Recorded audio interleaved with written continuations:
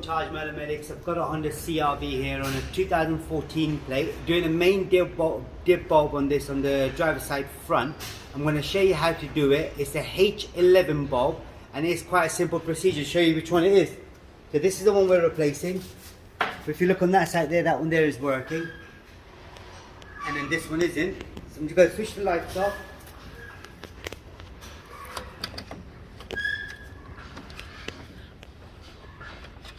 Right, the bulb you need is a H11 bulb, which is this one here. So that's the number right there, H11. So that's what you need. Now just remember, don't ever touch the front of it, so you'll lose it'll reduce the lifespan of the bulb. So this is the plug we need to remove. So all you do is twist that to your left. Sometimes they can be really tight, so if you just do it with two fingers, so top and bottom, still tight.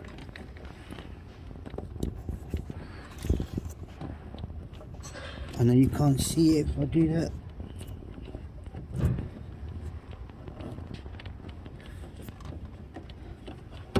Right, okay, that's there.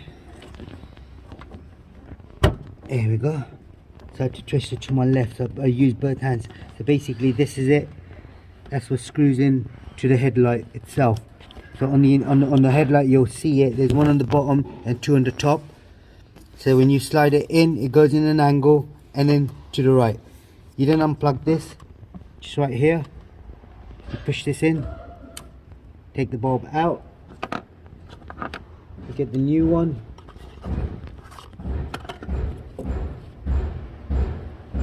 New one would then just slot in like that. Like I said, you need to put it in an angle, just like this. Once it lines up, all you do is turn it to your right. Lock in position.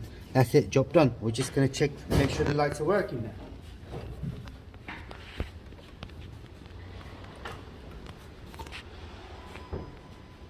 You can see now that's working, so I'm just going to turn the lights off.